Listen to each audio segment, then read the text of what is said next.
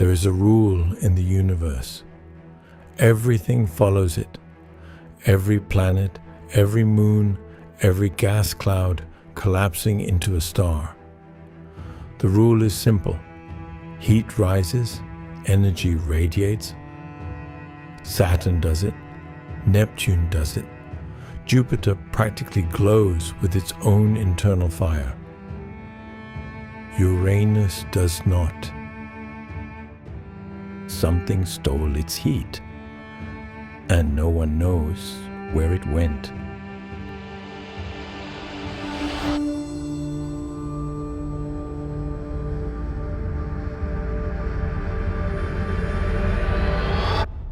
This is not a minor anomaly. This is not a rounding error. Uranus is the only planet in the solar system that appears to have no measurable internal heat source. A world roughly 15 times more massive than Earth, built around a core that should be radiating energy from its own violent formation billions of years ago. And yet, nothing. Silence. A cold that has no explanation. That silence is the first clue that something, at some point in history, went catastrophically, irreversibly wrong. We already know what the first catastrophe was. The collision. 4 billion years ago, a protoplanet, roughly twice the size of Earth, found Uranus in the dark and hit it hard enough to knock the entire planet on its side. Uranus is tilted at 98 degrees. It doesn't spin, it rolls. A world that lost its posture to a single moment of violence and never recovered. But here is what the textbooks don't fully explain. That same collision, many scientists now believe, didn't just tip the planet over. It may have formed a hidden shell deep inside the atmosphere. A layer of something, perhaps ice and molecular compounds, that acts like a thermal blanket. A lid, trapping the heat that should be escaping. Locking the core's energy inside so effectively that Uranus reads to every instrument we have ever pointed at it as cold. Cold on the outside and unknown on the inside. That unknown is where the horror lives. Because if something is trapping heat below a hidden barrier, then the interior of Uranus is not the frozen dead zone we have assumed it to be. The interior of Uranus may be an inferno, a pressurized, superheated ocean of strange matter sealed beneath layers we cannot see through, in a planet we have only visited once, with a spacecraft that had a few hours to look before it was flung away forever.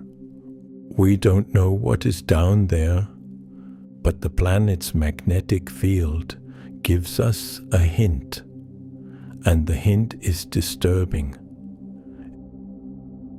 Every planet with a magnetic field generates it from somewhere.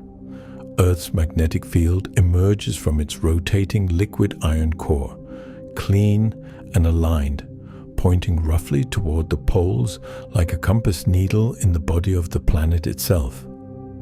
When you understand this, when you understand that the magnetic field of a world is a direct map of its interior, then the magnetic field of Uranus becomes something close to terrifying.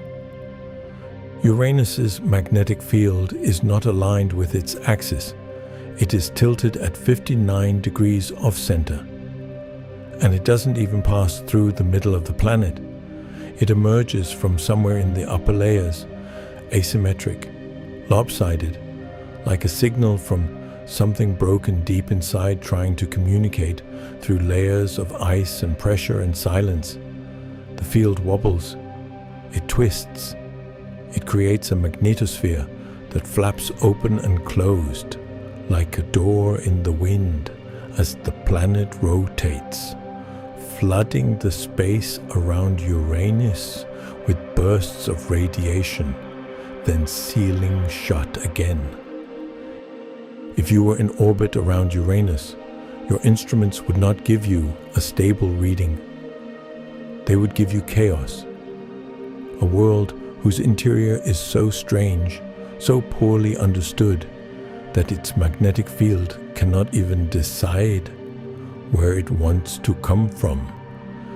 This is not what a healthy planet looks like.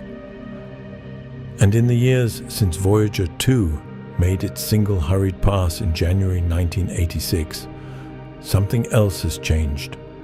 Or rather, something has been revealed. When Voyager flew by, Uranus looked featureless, a blank blue face in the dark. Scientists called it calm, boring even. They were wrong. They were looking at the wrong moment in the planet's 84-year cycle.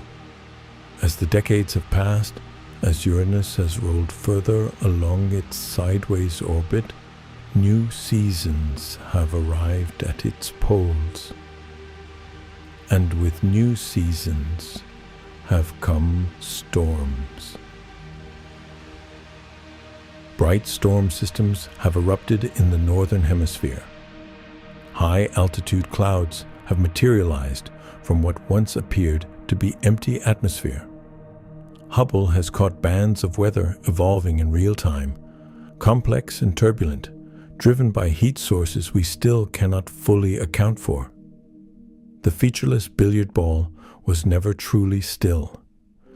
It was simply waiting for its season to change, waiting for the sun to shift, waiting with something like patience for the light to fall at a different angle.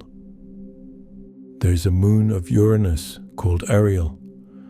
It should be dead. It is covered in ice, tidally locked, far from any meaningful source of heat. And yet its surface is young, geologically young, covered in valleys and frost, suggesting it was reshaped not billions of years ago, but relatively recently. Something heated Ariel from inside. Something geologically active reached up through the ice and rewrote the surface. Uranus is too cold to do that alone. We do not know what did it. There is another moon called Oberon, ancient, cratered, dark. But some of its crater floors are stained with the dark reddish material that geologists cannot fully identify. Material that may have welled up from below the surface. Material that may still be there, seeping through cracks in ice that is billions of years old. Uranus is a system of locked doors, each moon a different chamber with a different secret, and we have the key to none of them. NASA knows this. That is why, after decades of silence, the Uranus orbiter and probe has been named the highest priority flagship mission in planetary science. The plan is to build a spacecraft capable of spending years in orbit around Uranus, mapping its magnetic field, measuring its interior, dropping a probe directly into that pale cyan atmosphere to taste the chemistry of the clouds. The mission, if funded, would launch in the early 2030s and arrive at Uranus in the early 2040s. That means we are still 20 years from answers. 20 years of Uranus rolling through the dark without us. 20 years of storms building and dissolving on a world we cannot watch. 20 years of a magnetic field wobbling in silence. 20 years of Ariel's young frost sitting undisturbed. 20 years of a planet keeping its secret. There's a version of what we might find. A version where the orbiter arrives and the probe descends and everything we thought we knew turns out to be only the surface of the truth. Where something alien and strange is happening in the dark beneath those clouds. Something we do not have the vocabulary to describe yet, because we have never seen anything like it. That possibility is not science fiction. It is the honest edge of what science knows. Uranus is pale. It is silent. It is cold on the outside and unknown at its core. It has been waiting for us to come back. We just don't know what we'll find when we do.